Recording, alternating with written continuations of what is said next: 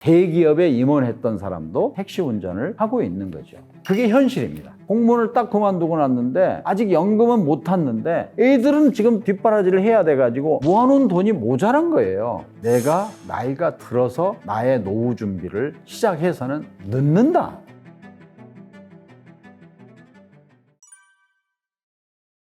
안녕하십니까. 서울대학교 과학기술 최고전략과정 명예주임 교수 오종남입니다. 반갑습니다. 금년이 윤동주 시인이 서거한 지 80주년입니다. 1917년 말에 태어난 윤동주 시인은 1945년 해방되기 직전에 2월 달에 서거하셨습니다. 27년을 조금 더 살다간 윤동주 시인은 금년에 서거 80주기를 맞아서 여기저기서 시인을 추모하는 여러 가지 행사가 개최되고 있습니다. 저도 제가 만든 서울대학교 포럼에서 윤동주 시인을 공부하는 기회를 가졌습니다. 평양 숭실중학교 동급생이던 김형석 교수님은 많은 분들이 다 아시겠습니다만 100세가 넘은 오늘날도 생존해 계시면서 우리에게 많은 영향력을 끼치고 계십니다. 100세가 넘게 사시는 김형석 교수님 못지않게 27년여를 살다간 윤동주 시인도 우리에게 많은 영향력을 끼치고 계시지 않습니까? 그런데요, 유관순 열사나 가수 배호나 이런 분들은 다 짧게 살다 가셨지만 지금도 우리에게 영향력을 미치고 계십니다. 어쩌면 그분들은 짧고 굵은 인생을 사셨다고 이야기할 수 있습니다. 그렇다고 해서 우리가 김형석 교수님처럼 오래 살지만 가늘지 않은 인생을 살기는 쉽지 않습니다. 그래서 이왕에 오래 살게 된, 장수하게 된 우리의 삶을 어떻게 살아야 길지만 가늘지 않게 살 수 있을까 하는 생각에서 슬기로운 노후 독립이라는 책을 내게 됐습니다. 지금 우리나라의 노인 빈곤율이 어느 정도 심각하냐 하는 것을 우리나라와 비교할 수 있는 소위 OECD라고 하는 선진국 클럽에 비교해보면 노인 빈곤율의 수준이 다른 선진국들보다는 적어도 2배 이상 더 가난합니다. 여기서 빈곤이라고 하는 거는 세 끼 밥 먹을 게 없다는 의미의 빈곤이 아니고 어느 정도 나라 전체는 잘 살게 됐지만 나이 든 분들이 느끼는 빈곤감은 그와 달리 상대적으로 엄청나게 가난하게 느끼고 또 노후에 생활이 어렵게 되어 있습니다. 여러 가지 사정이 있습니다. 이따 천천히 말씀드리겠습니다만. 그렇기 때문에 우리나라에 그렇지 않아도 자살률은 2003년부터 선진국 클럽에서 가장 자살률이 높은데 특히 노인들의 자살률은 3배 정도 더 높은 수준입니다. 왜 자살하십니까? 원인을 생각해 보면 가장 첫 번째로 드는 이유가 경제적으로 어렵기 때문에 이렇게 이야기를 하고 있습니다. 우리 세대와 우리 부모 세대는 이런 삶을 살았습니다. 우리 부모 세대는 자식을 평균 5명, 6명 낳습니다. 제가 태어날 때 제 친구들의 형제간 수는 6명이었습니다. 조금 전문적인 용어를 빌리면 1960년에 우리나라 여성 1명이 낳는 평균 출산율, 그걸 합계 출산율이라고 합니다만 6명이었습니다. 그런데 최근에 아시다시피 대한민국의 합계 출산율은 1명도 모자라서 0.8명 이런 수준으로 떨어졌습니다. 그러니까 우리 부모 세대는 자기의 모든 것을 바쳐서 뒷바라지를 했습니다만 자식이 여럿이기 때문에 또 그 당시까지만 해도 효라고 하는 사상이 있었기 때문에 노인이 자식들과 어쩌면 3대까지도 같이 살아서 노인 빈곤이라는 걸 특별히 이야기할 필요가 없었습니다. 이제는 노인이 의지할 자식이 수가 줄어들었고 또 지금 자식들도 자기 살기도 힘들어요. 자식 기르느라고. 그러니까 효라는 이야기를 들어보기가 힘든 사회가 됐습니다. 그래서 홀로 사는 독거 노인이 많이 늘었습니다. 이러다 보니까 노인 빈곤율이 특히 높아졌고 혼자 살다 보니까 외롭고 경제적으로 어렵고 이래서 노인이 빈곤율이 높고 자살률이 높은 이런 현실이 됐습니다. 정부가 할 수 있는 것과 개인 입장에서 할 수 있는 걸로 나눠서 말씀드리겠습니다. 정부라는 게 여유가 있는 사람이나 또는 기업으로부터 세금을 받아서 나라를 지키는 국방도 하고 외교도 하고 나라 살림을 합니다만 그중에 중요한 것이 결국은 국민들을 위한 복지 아니겠습니까? 가난한 사람들에게는 도움을 주는. 그런데 정부가 생각했던 것보다 너무 오래 사는 속도가 빠른 거예요. 노인이 늘어나는 속도가 빠른 거예요. 그래서 정부의 예산으로 복지 제도를 만들기에는 부족한 거예요. 그러면 연금이면 될 거 아니냐? 국민연금이면. 국민연금을 설계할 때 국민연금을 각출해가지고 얻는 수입에 비해서 국민연금을 지출해야 되는 받아갈 대상자가 커버렸기 때문에 국민연금도 고갈을 염려하고 있는 거예요. 이게 이제 나라 입장에서 복지 정책을 쓸 수 있는 예산이 한계에 봉착했다, 이렇게 말씀드릴 수 있지 않습니까? 개인 입장에서 예전에는 자식이라는 보험에 들었지 않습니까? 그런데 이제는 자식들이 자기 먹고 살기도 힘든데, 자기 자식 기르기도 힘든데 부모를 봉양하는 것은 어렵게 됐기 때문에 이제는 노인들이 정부의 복지 정책에 기대기도 어렵고, 그렇다고 해서 자식 보험도 어렵고, 이런 세상이 됐기 때문에 현재 실정은 노인들의 노후 대비는 결국은 어렵게 됐다, 이렇게 말씀드릴 수밖에 없겠습니다. 취업은 왜 늦어지느냐? 60년대에 대한민국이 가난해가지고 한 30년 동안 고도 성장을 해서 하루에 1달러도 안 되던 1인당 소득이, 그런 나라가 이제 2017년에는 1인당 국민소득이 3만 달러인 시대가 됐지 않습니까? 그런데 빠른 속도로 경제가 성장할 때는, 경제 성장이라고 하는 거는 한마디로 말하면 일자리가 많이 생긴다는 거 아닙니까?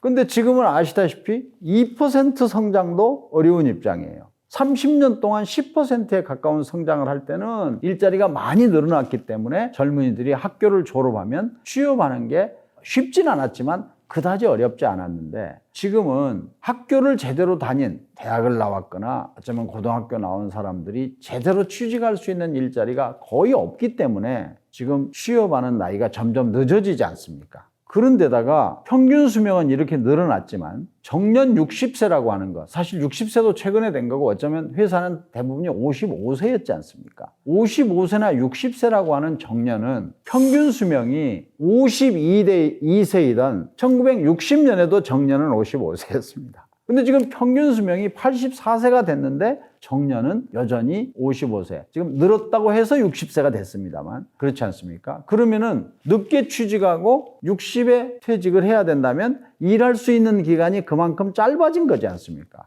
그럼에도 불구하고 60세에 퇴직을 하고 나서도 살아야 되는 기간은 84세가 됐고 앞으로 90세까지 살 거고, 어떤 사람은 또 100세까지 산다 그러니까 더 오랜데, 한마디로 말씀드리면 퇴직을 해서 월급은 끝났는데 그동안에 모아놓은 걸 가지고 까먹으면서 살아야 되는 시간이 30년 이상이 남게 된 이런 현실입니다. 없다고 하면 모두가 다 망하겠죠. 그래서는 안 되겠죠. 우리가 오늘 논의하고자 하는 거는, 자, 일할 수 있는 기간은 짧아졌다, 은퇴 연령은 늘어나지 않았다, 그런데 은퇴하고 나서 살아야 되는 기간은 계속 늘어나고 있다? 그러면 은퇴 전에 어떤 식으로 살아야 은퇴 후에 망하지 않겠는가, 슬기로운 삶을 살겠는가 하는 거를 오늘 논의하고자 하는 거 아니겠습니까? 그렇죠. 근데 이제 지금 예를 들어서 오늘 이 프로를 보고 계시는 40대 중반의 기업인을 생각하겠습니다. 45살이에요. 그분은 아니 내가 정년이 15년이나 남았는데 지금부터 은퇴라는 이야기를 재수없게 계속하고 있어요?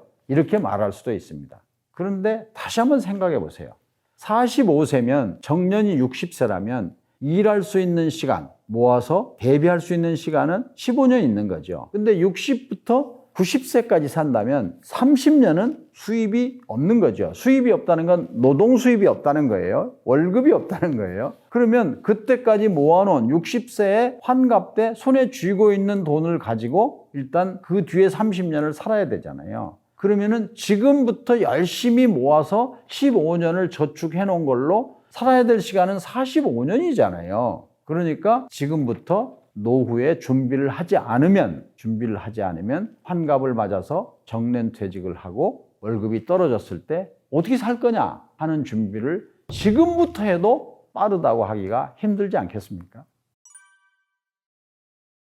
우선 대기업 먼저 말씀드리겠습니다. 우리나라에 월급을 받고 있는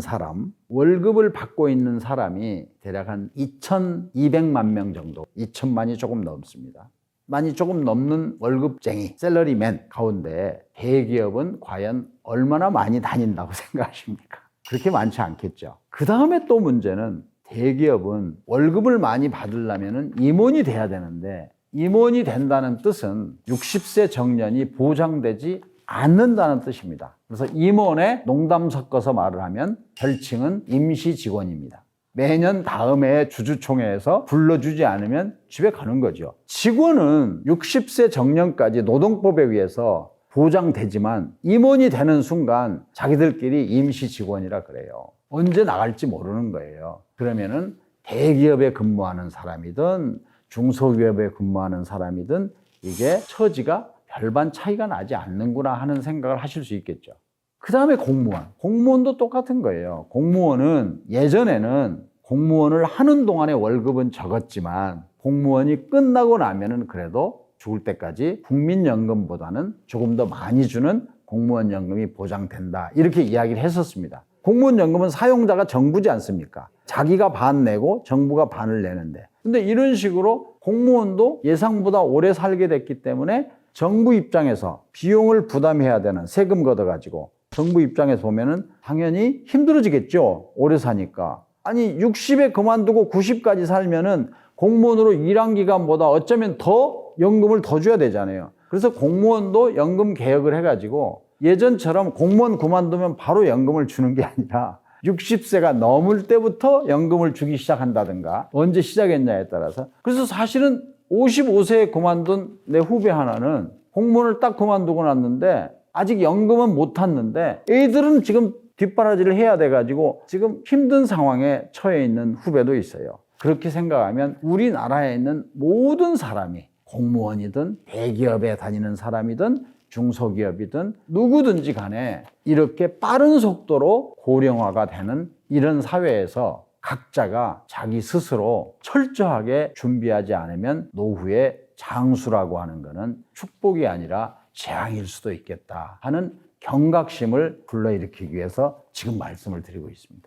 그러니까 예전에는 학교를 졸업하고 나서 취업을 하고 정년퇴직하고 은퇴하고 노후 생활을 즐긴다, 이렇게 생각을 했지 않습니까? 그런데 정년이 돼서 퇴직은 했는데 모아놓은 돈이 모자란 거예요. 그러니까 그 다음에 어디 가서 다시 돈을 좀 벌어야 되겠다 하는 사람이 늘어나기 때문에 청년 취업 못지않게 고령자 취업이 늘어나고 있는 게 우리의 현실입니다. 재취업이라는 거를 취업을 하는 근로자 입장에서 생각을 해보면 이제까지 경험도 많고 그리고 좀 성숙해서 더 열심히 일할 거니까 젊은이와 달리 나 좀 써주지 않을까 생각을 하겠죠. 쓰는 사람 입장에서 보면은 이제 막 학교를 졸업한 사람에 비해서 사실 좀 떨어지지 않아요. 이게 나이가 먹었으니까. 그리고 또 시대가 많이 바뀌었는데 바뀐 시대에 적응을 잘 못할 수도 있고, 그 다음에 젊은이들은 요구하는 월급이 많지 않아요. 그런데 나는 옛날에 뭐 했던 사람인데 이렇게 나오면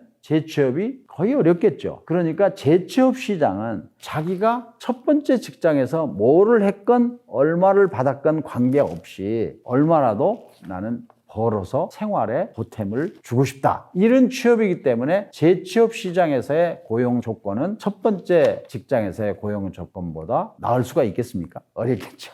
그게 현실입니다. 그래서 대기업에 임원했던 사람도 제가 가끔 택시를 타보면 택시 운전을 하고 있는 거죠. 조금이라도 보태려고. 택시 운전의 좋은 점은 그분들한테 들으니까 자기 돈을 까먹는 일은 없대요. 그런데 재취업이 안 됐다고 돈을 벌어보겠다고 커피숍을 낸다, 식당을 차린다 하면은 성공할 확률이 많겠습니까? 망할 확률도 적지 않겠습니까? 지금 그래가지고 그나마 모아놓은 돈 까먹어가지고 자살을 생각하는 사람도 있고 고민하는 사람도 있고, 그게 현실이지 않습니까? 그렇게 말할 수는 없어요. 그러니까 은퇴 후에 60이 넘어가지고 뭔가를 도모하려고 한다면 그걸 뭐 개업이 됐건 뭐가 됐건 굉장히 철저하게 준비를 해서 하지 않으면 그동안에 모아놓은 돈에다가 보탬을 주기는커녕 모아놓은 돈마저도 까먹을 수 있는 위험이 도사리고 있다는 말씀을 드리는 것이, 은퇴했으면 절대로 창업하면 안 되고 개업하면 안 되고 항상 월급 적게 두더라도 취업해라, 이렇게 말씀드릴 수는 없습니다. 성공한 사람도 있거든요. 지금 불안하지 않는 사람보다 불안한 사람이 더 많을 겁니다.